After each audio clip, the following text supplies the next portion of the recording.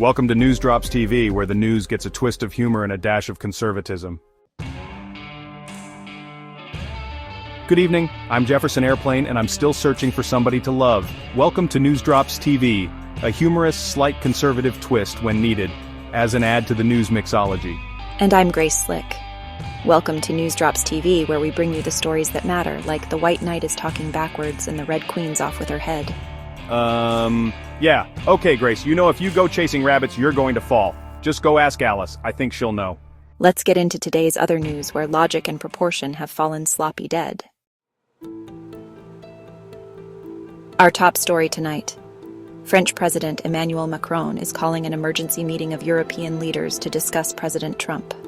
Well, Grace, it seems our European friends are having what we might call a collective petite panic attack, just weeks into President Trump's second term, and they're already scheduling emergency therapy sessions.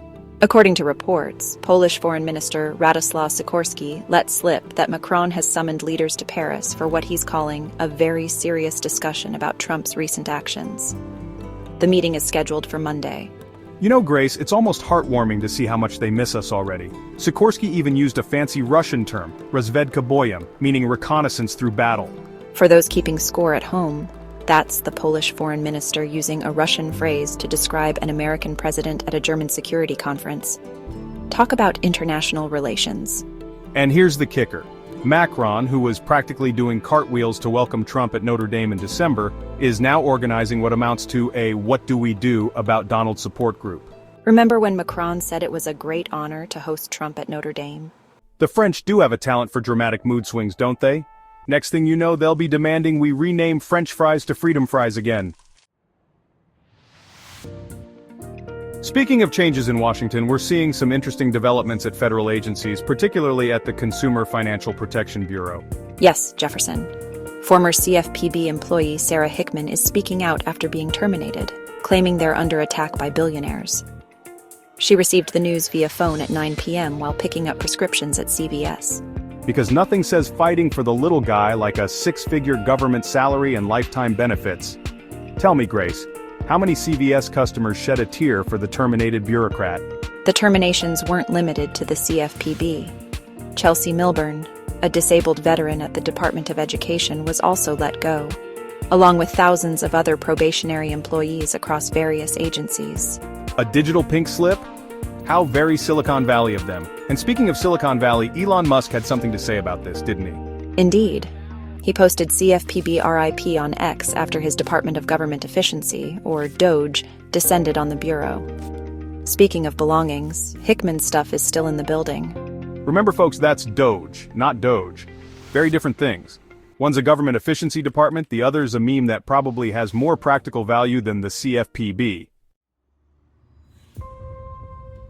Moving on to politics, Jefferson. It seems the Democrats are having what we might call an identity crisis. Or should we say, another identity crisis? You don't say. And here I thought they were just taking an extended vacation since the election. Turns out they're regrouping and having a long look in the mirror. The article points out a particularly interesting detail. They've spent nearly a decade campaigning against just one man, and now they need to figure out how to run against actual policies. Well, first they have to establish policies. Let's say policies other than attacking citizens because they don't use correct pronouns, or assuring the most equipped personnel take on associated job roles as opposed to the most diverse. It may even be a benefit for the party that claims to represent the common folk, to show us all how they became multi-millions on their ample but not quite million salaries. We can start with Hillary Clinton, Barack Obama, Chuck Schumer, and Indian Princess Liz Warren. They probably just share ideas for investing on their lunch breaks. How normal they are. The analysis shows they've been alienating moderates with increasingly dogmatic progressive politics. Even House Minority Leader Hakeem Jeffries seems to be struggling to counter Trump's actions. Yeah, it's a struggle when your president is revealing the swamp corruption and excess spending and no accountability as to how the money was actually allocated. The only thing Hakeem and the rest of his party have is to claim it's unconstitutional. And every time they scream that, it echoes back. No, it's not. Accountability is a good thing. The real shocker is how they fight all these points being revealed, which reveals more to the US and to the world why they fought so hard to keep Trump out of office. Along with that, it also mentions that Trump made significant gains among Latino voters and young voters, groups Democrats thought they had locked down. And looking ahead to 2028, they're facing a potential leadership vacuum. Speaking of empty space and vacuums, when your front runner for 2028 is Kamala Harris, you might want to start interviewing for new positions. The article suggests they might have potential, but right now, the party lacks strong leadership at the top. Sounds like they need more than a mirror, Grace. They might need a whole makeover show. I think the American public is tired of glad-handing and smiley feel-good. We'll get it done rhetoric, and they want real change, other than recognizing who we've offended, again, or assuring drag queens are reading books to our kindergartners. I mean, really, that's an agenda to push for? And now, let's dive into what's quickly becoming Washington's favorite new acronym, DOGE. The Department of Government Efficiency has uncovered some rather shocking spending habits. Grace, you won't believe this, but federal employee retirements are being processed manually in an old limestone mine in Pennsylvania. And when I say manually, I mean they're using manila envelopes and cardboard boxes. You mean to tell me our government is literally working underground, with paper files, in 2025? Indeed. About 700 workers, 230 feet underground, processing retirement papers by hand. And here's the best part. They can only process 10,000 applications per month because the mine shaft elevator keeps breaking down. Can you believe this is real for our nation? But wait, there's more. The EPA apparently found $20 billion in waste, including what they called gold bars being tossed off the Titanic. And let's not forget FEMA's creative spending, $59 million for luxury New York City hotels for illegal immigrants. Secretary Noem had to claw that money back. And there again were the Democrats screaming, unconstitutional. But it was shown not to be the case. When it's found that funds are misallocated in accordance to the ruling administration, the money can be pulled back. But, here again, why are Democrats protecting the allocation of $59 million for illegal aliens in our country? And we have homeless veterans, folks in the South needing recovery money from Hurricane Helene, and Californians needed funds for the fire recovery. How does their alignment with illegals benefit the interest of the American citizen? I think every congressperson supporting the use of our funds for the illegals should be made to adopt at least 5 families each, and help them gain citizenship, hold jobs, and stay out of crimes. And if they can't do any of those things, then the congressperson will be held accountable. This accountability thing is a lot of fun. Well, the Pentagon's not looking too great either. $1,300 coffee cups and soap dispensers marked up by 8,000%. Just imagine what they're charging for toilet paper. Breaking news from our immigration courts, Jefferson. More than a dozen immigration judges were fired today without warning. 13 judges who were set to be sworn in, plus 5 assistant chief immigration judges, all shown the door. And this comes at a time when our immigration court backlog has hit 3 million cases. According to Syracuse University's data, each immigration judge currently has about 4,500 pending cases. That's quite a workload. And now it's about to get even heavier for the remaining judges. Though I suppose this might speed up the process, fewer judges means fewer people to say no. The Department of Justice memo says they're trying to restore values to the immigration courts. Acting Director Cersei Owen claims the Biden administration had severely undermined their core values. You mean if you were found to have committed a crime, regardless of how heinous, if you thought you could be sorry but not ready to say sorry, but just thought you might be sort of ready to say sorry. You're welcome to come into our nation because we know once you experience our free hotels, food, and medical, all paid for by working tax-paying American citizens, you would for sure never commit any crimes. Ever again. Nope, not ever, because you told the judge you won't. Now that's some core values. Well, nothing says restored values quite like a Friday afternoon mass firing, right, Grace? Moving to weather news, Jefferson, and it's quite the mixed bag across the country.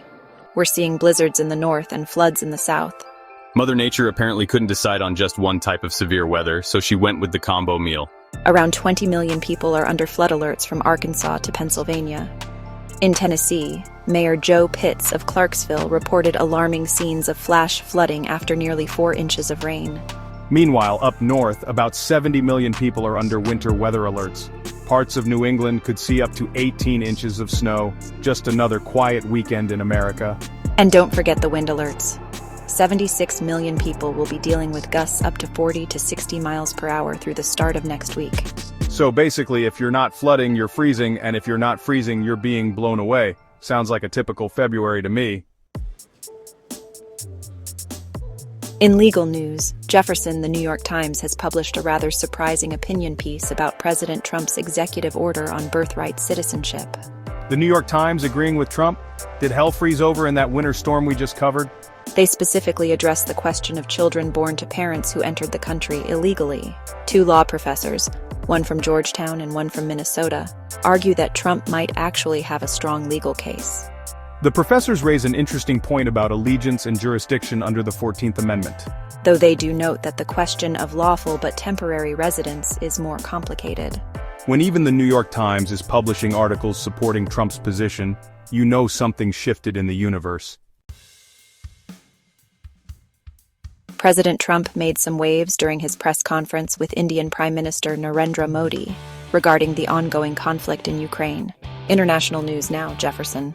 Yes, during what was supposed to be a routine diplomatic meeting, Trump suggested that Ukraine's desire to join NATO was what started the war. That Biden, he's such a jokester. Because nothing says let's exist peacefully by spiting the request of the opposing superpower nation. But the Biden administration saw otherwise and decided to push for NATO entry into Ukraine. A bordering NATO nation was not welcome for Putin. Putin made it clear prior to any invasions that he did not want NATO any closer than they already are. Indeed, Ukraine had been entertaining NATO alliance for some time. But Trump maintains he can still end the conflict, although it may not be as easy as anticipated. Modi, meanwhile, seemed more interested in avoiding new tariffs than discussing Ukraine. Can't blame him there. Diplomatic translation, please don't tax our exports while I try to stay neutral on this whole Russia thing. Speaking of the president, he took to Truth Social this morning with what we might call an energetic series of posts. Energetic is one way to put it, Grace. The president declared he's had 3 great weeks, perhaps the best ever. All in caps, naturally. He also highlighted some interesting findings from DOGE, including allegations that Reuters received $9 million from the Department of Defense to study large-scale social deception. Oh, now that's a good one. Maybe it's to enhance their own capabilities. Don't forget Politico. They're apparently on the hot seat too. Though I have to say, studying social deception seems right up their alley. The president also mentioned having great talks with both Putin and Zelensky about ending the horrible, very bloody war. You know it's serious when even the exclamation points are in all caps. A major change is coming to America's food supply, Jefferson. The FDA has banned red dye 3 from food products. Ah yes, the color additive that's been making our candies and cough syrups artificially appealing for years. Turns out it causes cancer in rats. This comes as newly confirmed Health and Human Services Secretary Robert F. Kennedy Jr. pushes his Make America Healthy Again initiative. MAHA, because we needed another 4-letter acronym in Washington. Manufacturers have until January 2027 to remove the dye from food products, and until 2028 for medications. So stock up on your favorite artificially colored treats now, folks. They're about to become collector's items. Speaking of health, an Arizona oncologist has identified what he calls the 3 biggest health hazards threatening Americans today. Let me guess. TikTok, reality TV, and political news coverage? Not quite, Jefferson. Dr. Dino Prado points to obesity and metabolic disease, infectious diseases, and environmental toxins. Environmental toxins, like cloud seeds, vapor trails, or mysterious fogs? I don't know. I hear he's particularly critical of our healthcare system's approach to treating symptoms rather than causes. As he puts it, we keep adding pills, but we're not getting to the core of what's causing the disease. The doctor also supports the MAHA movement, saying people are fed up with big pharma and big food. Remember when medicine was just about making you feel better, not starting social movements? In entertainment news, Jefferson, another chapter in the Kanye West saga has come to an end. Don't tell me another whirlwind romance has wound down? Reports indicate that Kanye West and Bianca Censori have indeed parted ways. Sources say she found it difficult coping with the pressures of living under his shadow. Shocking that a relationship that began with controversial fashion choices and public spectacles didn't last forever. The article notes that while Bianca enjoyed the early days, she grew exhausted with his demands and controversies. Yep, as it goes. In other news, water is wet and the sun rises in the east. And finally, Jefferson, Sheryl Crow, has made a rather public goodbye to her Tesla. Oh, is this another celebrity making a statement with their car choices? Indeed. Crow posted a video on Instagram showing her waving goodbye to her black Tesla, citing her unwillingness to align with Elon Musk. So, she's all about Sesame Street in Iran for millions and Moroccan pottery classes for millions and probably a little 59 million for hotels in New York. And in a move that some might call ironic, she's donating money to NPR. Now there's a non-biased agency. Sheryl has a way of showing her true colors here. Oh, NPR is currently under scrutiny from the FCC. FCC Chairman Brendan Carr had an interesting response, saying he appreciates Crow making an argument here, not through words alone, but through her actions, that Congress should not force taxpayers to subsidize NPR. I'll give him credit on this point. Well, folks, I guess you could say her Tesla days are soaking up the sun. I wonder if she'll be leaving the US like Madonna, Cher, and Robert De Niro all said, into their hypocritical microphones. And that's our broadcast for tonight. Remember, folks, the news may be serious, but that doesn't mean we have to be. For News Drops TV, I'm Grace Slick. When the truth is found to be lies, and all that's in you dies, wouldn't you love somebody to love? And I'm Jefferson Airplane, preparing for landing at Rock and Roll Island. And remember, you're only pretty as you feel. That's it for now. Be thankful and enjoy what you have. It's more than you think. If you liked our content, please give us a like and hit subscribe for more views through the News Drop scope.